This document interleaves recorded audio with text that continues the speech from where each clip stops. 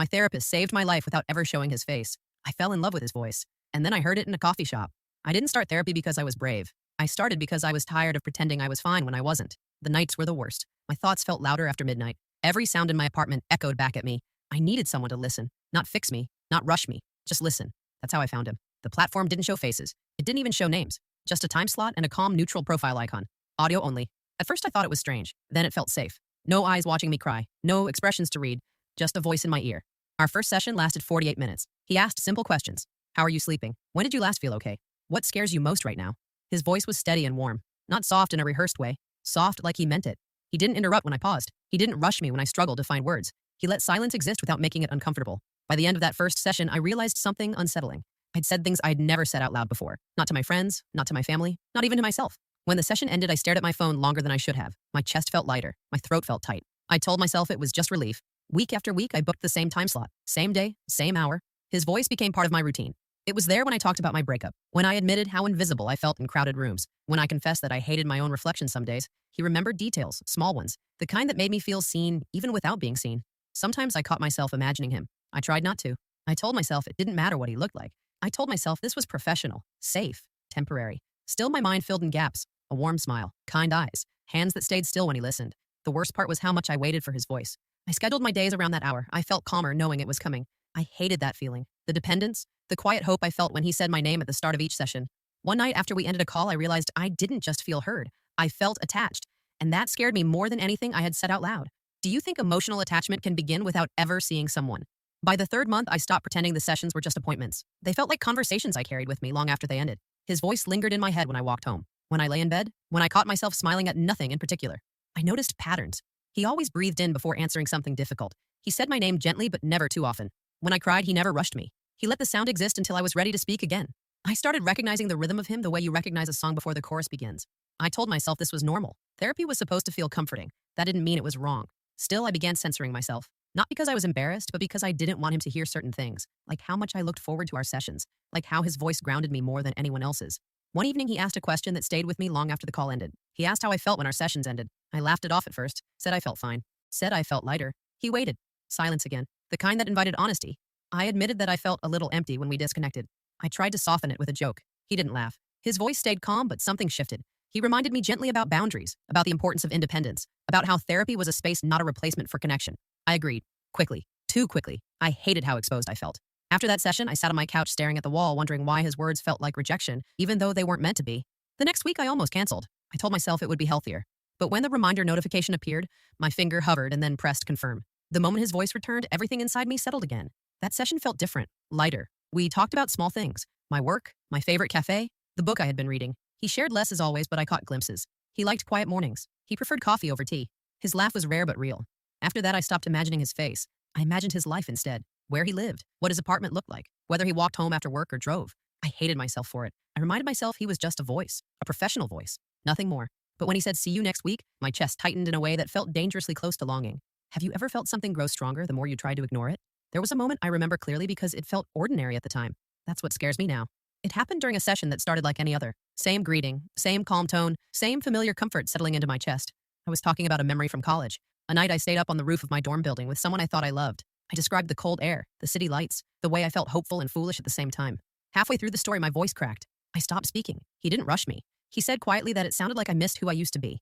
Not the person, the version of myself that believed things would work out. The words hit harder than I expected. My eyes filled without warning. I told him no one had ever put it that way before. He replied that sometimes clarity comes from listening carefully. Something about that sentence stayed with me. Not what he said, but how he said it. Like he was talking to me and only me. Not a patient, not a time slot, just me. That night after the session ended, I opened the app again even though I knew he wouldn't be there. I stared at his profile icon, blank and anonymous. I wondered how many other people heard that same voice, how many other women felt comforted by it. The thought surprised me with a sharp ache I didn't want to name. The next session, I asked him something I shouldn't have. I asked if he ever thought about his clients outside of sessions. I tried to sound casual, curious. He paused longer than usual. Then he said he cared about their progress but kept healthy distance. I nodded even though he couldn't see me. I wanted to ask if that included me. I didn't. Instead, I told him about a dream I'd had. I didn't mention that his voice was in it, just that someone familiar was there when I needed help. He listened, reflected, guided me back to myself like he always did. But the line was already blurred in my mind. I started noticing how my mood dipped when sessions were rescheduled, how my heart lifted when he remembered something personal, how his approval mattered more than it should have. I tried grounding exercises, journaling, distractions. None of it worked the way his voice did. One afternoon while walking home, I caught myself wishing I could hear him outside of therapy. Just once. Somewhere normal, somewhere real. The thought shocked me. I stopped walking and stood there until the feeling passed. I told myself this would fade. I was wrong. Do you think noticing the attachment makes it stronger or weaker? I started lying to myself in small, careful ways. I told myself I was improving. I told myself the ache meant growth. I told myself this was what healing felt like when it was working. But healing wasn't supposed to make me feel this desperate. I noticed it first in the mornings. I woke up thinking about what I would tell him later in the week. I framed moments in my head like stories meant for his ears. I filtered my days through the question of whether he would understand them. One session I mentioned feeling lonely even when surrounded by people. He asked me what connection meant to me. I said it meant being known without having to explain everything. He was quiet for a moment and then said that kind of connection was rare but possible. I asked him if he had it. The question slipped out before I could stop it. My heart pounded. I waited for him to redirect me, to pull the conversation back into safer territory. Instead, he answered carefully. He said he had meaningful relationships in his life, that he valued depth and honesty. I imagined him saying that to someone else, sitting across from someone else, looking at someone else with that calm, attentive presence. The image made my chest tighten. After that session, I cried harder than I ever had during therapy, not because of pain, but because of restraint, because I wanted to say something I knew I couldn't, because I wanted to ask him if he ever wondered what I looked like. The following week, I almost said it. My finger hovered over the unmute button as my thoughts raced. I could hear his breathing on the other end, steady, patient, waiting. I swallowed and changed the subject. That night, I wrote his voice into my journal. I described it in detail, the way it slowed me down, the way it made me feel less alone. When I finished, I closed the notebook and pushed it under my bed like a secret. I knew this was dangerous territory. I knew attachment in therapy could become harmful. I had read about it. I just never imagined it would happen to me. During our next session, he asked if I had noticed any changes in how I related to others. I hesitated. I said yes. I said I felt more distant, less interested. He asked gently why I thought that was. I didn't tell him the truth. I didn't tell him that everyone else sounded dull compared to him. Have you ever hidden the truth because you were afraid of what it would change? The disruption came quietly. No warning, no dramatic moment. Just a small notification that changed everything. Your session has been reassigned. I stared at the screen longer than I should have. I refreshed the app, closed it, opened it again. The name was gone. The familiar time slot still existed, but the voice attached to it was no longer his. I told myself not to panic. Therapists took breaks. Schedules shifted. This didn't mean anything. Still, my hands shook as I read the message again. No explanation, no goodbye. That week felt wrong. Every day dragged. My thoughts circled back to the same fear. What if he was gone for good? What if our last conversation had been the end and I hadn't known it? When the session time arrived, I logged in anyway. A different voice greeted me. Kind, professional, wrong. I answered questions politely. I kept my responses short. I didn't cry. I didn't open up. When the call ended, I felt hollow. I skipped the next session, then another. I told myself I was busy, that I didn't need therapy anymore. The truth was simpler and more painful. I didn't want a replacement. One night, I almost searched for him online. I didn't know his name or face, but I knew fragments. Coffee over tea, quiet mornings, a laugh I had only heard twice. It wasn't enough. It was never going to be enough. Days turned into weeks. The attachment didn't fade, it sharpened. I replayed old sessions in my head. I imagined what I would say if he ever came back. I practiced sounding normal. Then one evening, I received a message. Your therapist will be returning next week. My heart slammed against my ribs. Relief flooded me so fast it scared me. I hated how much it mattered. I hated how much I needed it. When the session finally began, his voice filled my ears again like it had never left. I exhaled without realizing I had been holding my breath for weeks. He apologized for the interruption, said he had been away unexpectedly, asked how I had been. I almost told him everything. I almost told him how empty the world had sounded without him. Instead, I said I was okay. How would you feel if something you depended on suddenly disappeared? After he returned, everything felt sharper. His pauses, his questions, even the way he said goodbye. I became painfully aware of how much space he occupied in my life, even though he wasn't in it. I tried to be more honest in our sessions, not about my feelings for him, but about everything else. I talked about my fear of dependency, about how easily I attached to voices that made me feel safe. He listened carefully. He asked whether I felt that way with anyone else. I said no. That was the truth. One session, he suggested we work toward reducing how central therapy felt to my week. He framed it as progress, growth, independence. I agreed out loud while something inside me panicked. After that, I noticed details everywhere. Men with similar voices on the street, in cafes, on podcasts. My heart jumped every time and fell just as fast. I hated myself for hoping. The city started to feel smaller. One Saturday morning, I went to my favorite coffee shop. It was early, quiet. The air smelled like roasted beans and rain. I stood in line, scrolling on my phone, half listening to the conversations around me. Then I heard it, not clearly at first, just a tone, a cadence, something familiar sliding under my skin before my brain caught up. The man behind me ordered coffee. 2 words were enough. My body reacted before my mind did. My chest tightened, my hands went cold. That voice had lived in my ears for months, in my darkest moments, in my quietest nights. I didn't turn around. I stood there frozen, afraid that if I moved, the illusion would break, that I would be wrong, that this was just another cruel coincidence. He spoke again to the barista. There was no mistaking it now. It was him. What would you do if a voice you loved suddenly became real? I paid for my coffee without tasting the moment. My fingers moved on instinct. My mind stayed locked on the sound behind me. I told myself not to turn around, that seeing him would make it real in a way I wasn't ready for. I took my cup and stepped aside. My heart hammered so loudly I was sure he could hear it. I stood there pretending to stir my drink while my thoughts raced. What if I was wrong? What if I embarrassed myself? What if this ruined everything? Then he said my name, softly, questioning, the way he always did at the start of a session. I froze. No one had ever said my name like that except him.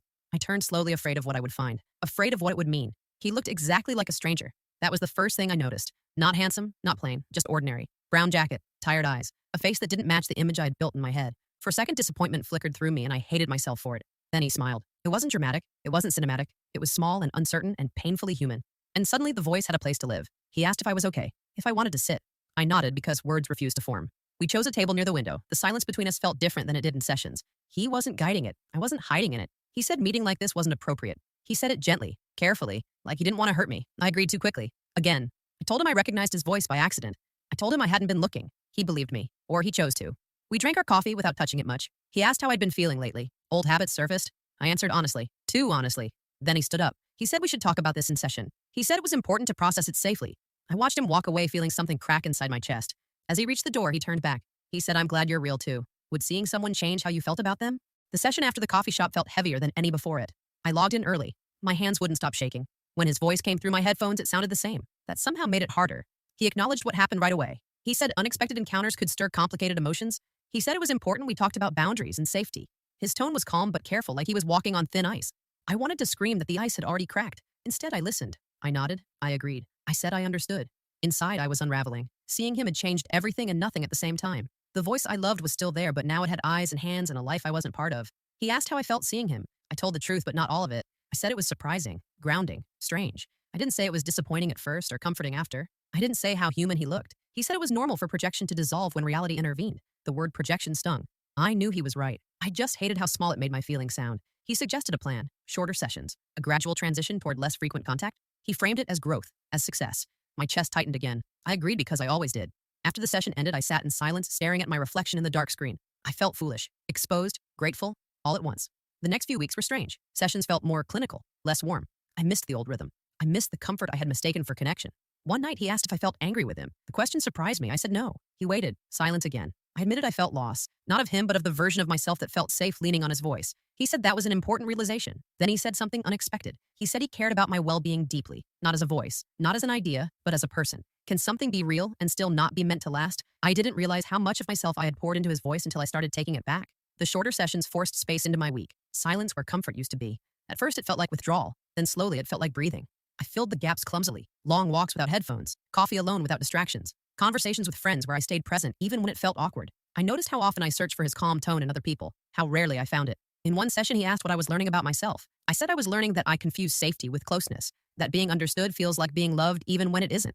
Saying it out loud hurt and healed at the same time. He reflected my words back to me gently. He said insight was a form of strength. I felt proud for the first time in a way that didn't depend on him. We talked about endings, not directly, but around them. He asked how I handled goodbyes. I said I usually avoided them until they happened without my consent. He smiled softly and said, this time could be different.